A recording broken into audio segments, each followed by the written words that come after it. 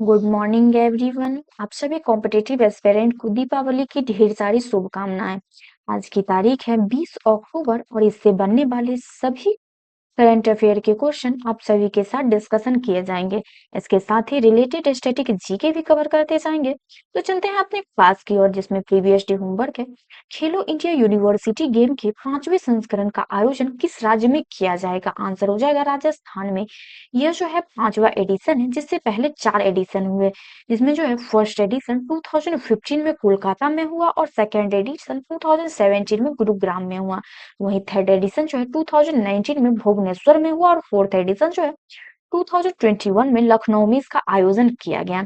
आगे चलते हैं अपने रिवीजन क्लास की ओर, जिसमें पहला क्वेश्चन है, भारत का पहला मानव अंतरिक्ष यान मिशन गगनयान 2027 में लॉन्च किया जाएगा। और कंसर्न वर्ल्ड लाइफ और जो है वेट हैंगर लिफ्टिंग वैश्विक भूखमरी सूचकांक 2025 के अनुसार भारत का जो है 102वां स्थान रहा। एआई पावर्ड म्यूजिक अवतार बनाने के लिए गूगल क्लाउड ने जो है AR रहमान के साथ साझेदारी किया। हुंडई मोटर इंडिया लिमिटेड के पहले भारतीय MD और CEO के रूप में तरुण गर्ग को नियुक्त किया गया, जिनका कार्यकाल शुरू होगा 1 जनवरी 2026 से। नेक्स्ट है, 30वीं सीनियर महिला राष्ट्रीय फुटबॉल चैंपियनशिप का खिताब मणिपुर ने जीता। खेलो इंडिया यूनिवर्सिटी गेम के 5वें एडिशन का आयोजन जो है राजस्थान में किया जाएगा। इंटरनेशनल फुटबॉल में सबसे ज्यादा असिस्ट गोल मेकर के रूप में लियोनेल मेसी जो है सामने आए। मिस्र में आयोजित पैरा पावर लिफ्टिंग विश्व चैंपियनशिप 2025 में भारत के जो है जॉबी मैथ्यू कांस्य पदक विजेता रहे। क्रिकेट के सभी प्रारूप में 50 अंतरराष्ट्रीय मैच खेलने वाले पहले भारतीय तेज गेंदबाज के रूप में जसप्रीत बुमराह जो सामने आए हैं। ये सारे क्वेश्चन का फुल डिस्कशन प्रीवियस क्लास में किया गया है। आप लोग प्रीवियस क्लास को जरूर विजिट करें और इस सेशन को ज्यादा से ज्यादा अपने जरूरतमंद दोस्तों के साथ जरूर शेयर करें। चलते हैं आज के क्लास की ओर, जिसमें पहला क्वेश्चन है, हाल ही में भारत में सबसे अधिक UPI ट्रांजैक्शन करने वाला राज्य कौन बना? आंसर हो जाएगा तमिलनाडु। इससे रिलेटेड एक्सप्लेनेशन देखें तो यूपीआई का फुल फॉर्म होता है यूनिफाइड पेमेंट इंटरफेस, जिसकी शुरुआत 11 अप्रैल 2016 को RBI और national payment corporation of India के द्वारा किया गया, जिसको लॉन्च जो है RBI गवर्नर रघुराम जी राजन के द्वारा जो है किया गया, जिसका पर्पस रहा कि मोबाइल ऐप से किसी भी बैंक खाते से सीधे पैसे भेजना और प्राप्त करने की जो है सुविधा देना। इसको जो है डेवलपमेंट एजेंसी है national payment corporation of India. पहला उपयोग जो है 2016 में किया गया, जिसमें जो है 21 बैंकों ने इसे जो है अपनाया था। इससे रिलेट करें और देखें तो तमिलनाडु के बारे में, राजधानी हो जाएगी चेन्नई और मुख्यमंत्री के पद पर MK स्टालिन है, राज्यपाल RN रवि है। इंपोर्टेंट फैक्ट देखें तो 2025 में तमिलनाडु जो है देश का पहला राज्य बना जिसने AI आधारित मछली पालन ट्रैकिंग सिस्टम की जो है शुरुआत किया। चेन्नई में जो है इसरो ने नया स्पेस सिचुएशनल अवेयरनेस सेंटर को स्थापित किया है और तमिलनाडु के जो है नागापट्टिनम जो है देश का पहला ऑफशोर विंड एनर्जी प्लांट जो है स्थल घोषित किया गया है। इसके बाद जो है तमिलनाडु सरकार जो है सबसे बड़ा सोलर पार्क थोथोकुडु सोलर पार्क जो है लॉन्च किया है और पहली बार जो है ओमन इंडस्ट्रियल पार्क की स्थापना किया है। 2025 में चेन्नई एयरपोर्ट को देश का पहला ग्रीन एनर्जी एयरपोर्ट जो है घोषित किया गया और कांचीपुरम रेशम साड़ी को जो है GI टैग मिला, जिसके तहत राज्य की जो है हस्तशिल्प पहचान को काफी बढ़ावा मिला। तमिलनाडु का मरीना बीच जो है भारत का सबसे लंबा शहरी समुद्र तट बना है और तमिलनाडु में 2025 में भारत का पहला हाइड्रोजन ट्रक प्रोजेक्ट की शुरुआत किया गया है। चलते हैं नेक्स्ट क्वेश्चन की ओर। भारत को हाल ही में जारी हेनले पासपोर्ट इंडेक्स 2025 में कौन सा स्थान प्राप्त हुआ? आंसर हो जाएगा 85वां जो है स्थान प्राप्त हुआ। इससे रिलेटेड एक्सप्लेनेशन देखें तो 2025 में जो है पहले स्थान पर सिंगापुर रहा, जिसमें जो है 194 देशों में वीजा मुक्त यात्रा जो है संभव किया गया। 2024 में भारत का स्थान जो था 80वें नंबर पर था। यह जो है भारतीय पासपोर्ट धारक अब जो है 57 देश में बिना वीजा या फिर वीजा ऑन अराइवल की सुविधा प्राप्त कर सकते हैं और यह रैंकिंग जो है देशों की वीजा पहुंच पर आधारित होती है। इस रिपोर्ट को जारी करता है हैंडले एंड पार्टनर के द्वारा जो है जारी किया जाता है। इसे रिलेट करें और देखें तो अंतरराष्ट्रीय इंडेक्स में भारत और अदर कंट्री जो कि पहले स्थान पर है और भारत का स्थान कितना नंबर पे है, जिसमें जो है ग्लोबल हैंगर इंडेक्स 2024 में जो है भारत का स्थान 105वां रहा और फर्स्ट स्थान पर बेलारूस रहा। ह्यूमन डेवलपमेंट इंडेक्स में जो है 2024 के अनुसार इंडिया का स्थान 134वां और पहला स्थान स्विट्जरलैंड का रहा। ग्लोबल जेंडर गैंग इंडेक्स 2025 में इंडिया का स्थान 131वां और फर्स्ट स्थान पर आइसलैंड रहा। प्रेस फ्रीडम इंडेक्स 2025 में इंडिया जो है 159वें स्थान पर और फर्स्ट स्थान पर नॉर्वे रहा। ग्लोबल पीस इंडेक्स 2024 के अनुसार इंडिया 126 स्थान पर और फर्स्ट स्थान पर आइसलैंड रहा। ग्लोबल इनोवेशन इंडेक्स 2024 के अनुसार इंडिया जो है 40 स्थान पर और जो है फर्स्ट स्थान पर स्विट्जरलैंड रहा। करप्शन पर सेप्सन इंडेक्स 2024 में जो है इंडिया 93वें स्थान पर रहा और फर्स्ट स्थान पर डेनमार्क रहा। एनवायरमेंट परफॉर्मेंस इंडेक्स में जो है 2024 का अनुसार देखें इंडिया जो है 180वें स्थान पर रहा जो कि सबसे लास्ट में और फर्स्ट स्थान पर डेनमार्क रहा। क्लाइमेट चेंज परफॉर्मेंस इंडेक्स 2024 में इंडिया जो है 7वें स्थान पर रहा और फर्स्ट स्थान पर डेनमार्क रहा। Ease of doing business index जो है ये 2019 के अनुसार जो है भारत 63वें स्थान पर रहा और फर्स्ट स्थान पर न्यूजीलैंड रहा जो कि वर्तमान समय में इसको बैन कर दिया गया है।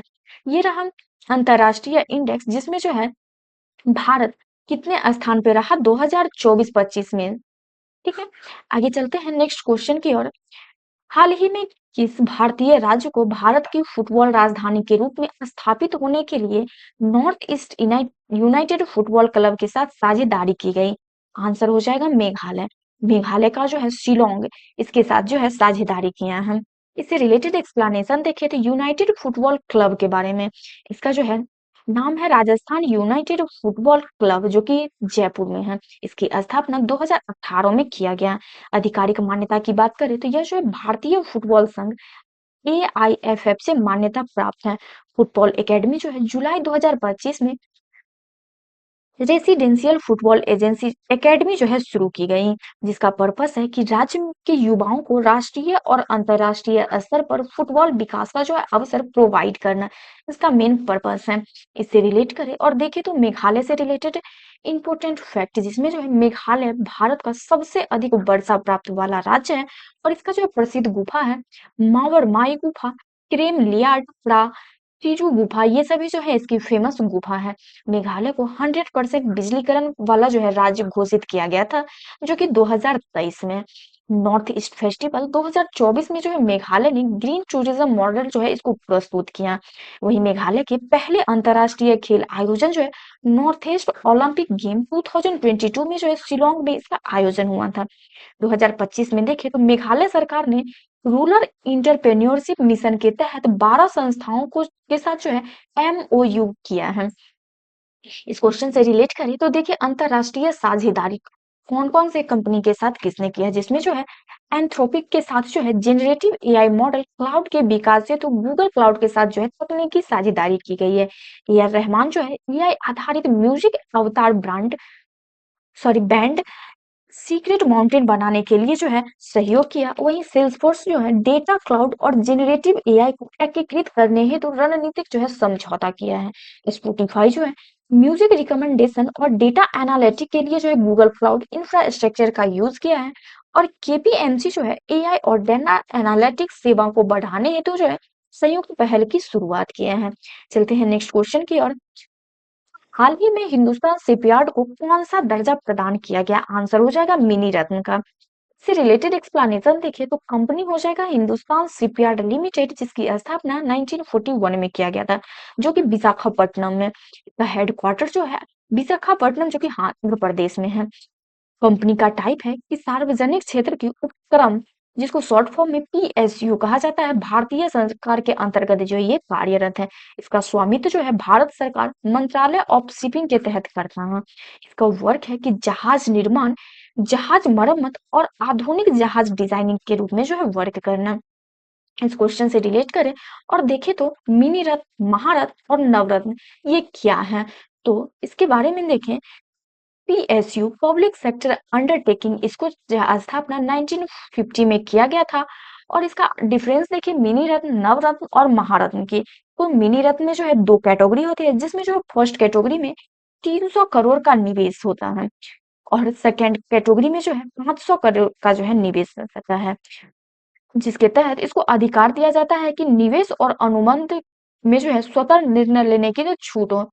इसका एग्जाम्पल है Hindustan shipyard limited, Kochi shipyard, ये जो है इसका एग्जाम्पल है। नेक्स्ट है नवरत्न, इसके अंतर्गत जो है उच्च प्रदर्शनी वाली कंपनी जिन्हें जो है अतिरिक्त स्वायत्तता दी जाती है, इसका जो है अधिकार होता है कि 1000 करोड़ तक का निवेश और बड़े प्रोजेक्ट में जो है स्वतंत्र निर्णय लेना। इसका एग्जाम्पल है Bharat electronics, oil India, Bharat petroleum, इसका एग्जाम्पल है। वहीं महारत्न की बात करें तो इसका जो कैटेगरी होता है सबसे बड़ी और लाभकारी पीएसयूएस, इसका अधिकार होता है कि 5000 करोड़ तक का निवेश और अंतरराष्ट्रीय परियोजना में निर्णय लेने की जो स्वतंत्रता होती है। एग्जाम्पल है ONGC, SAIL, India Oil Corporation, ये जो है इसका एग्जाम्पल है। इसके बारे में शॉर्ट फॉर्म में देखें तो ये जो है मिनी रत्न, नवरत्न और महारत्न, ये तीनों कैटेगरी का डिवाइड जो है इंडिया में एंटरप्रेन्योर निवेश के रूप में जो है किया जाता है, जिसका निवेश सालाना जितना होता है उसको उस कैटेगरी में रखा जाता है। ये कैटेगरी डिवाइड होता है 3 साल के आधार पर। 3 साल तक यदि जो है उसका प्रॉफिट लगातार होता है तो उसको जो है मिनी रत्न, नवरत्न और महारत्न के कैटेगरी में जो है रखा जाता है। चलते हैं नेक्स्ट क्वेश्चन की ओर। तो हाल ही में किसके द्वारा दुनिया का पहला multi sensor EO satellite launch किया जाएगा? आंसर हो जाएगा ग्लेक्स आई के द्वारा जो है इसको लॉन्च किया जाएगा। इससे रिलेटेड एक्सप्लेनेशन देखें तो उपग्रह का नाम होगा मिशन दृष्टि और इसका वजन होगा लगभग 160 किलोग्राम के। निर्माता है ग्लेक्स एआई, जिसकी बेंगलुरु स्थित भारतीय स्पेस टेक स्टार्टअप है और लॉन्च करने की योजना 2026 में जो है पहली तिमाही में जो है किया जाएगा। चलते हैं नेक्स्ट क्वेश्चन की ओर। तो हाल ही में कौन संरक्षित क्षेत्र प्रबंध में नवाचार के लिए जो है प्रतिष्ठित केंटर आर मिलर पुरस्कार प्राप्त करने वाली पहली भारतीय बनी है? आंसर हो जाएगा सोनाली घोष, जिसका संबंध जो है असम के राष्ट्रीय उद्यान से है, जिसका नाम काजीरंगा राष्ट्रीय उद्यान है और इसका स्थापना 1905 में किया गया।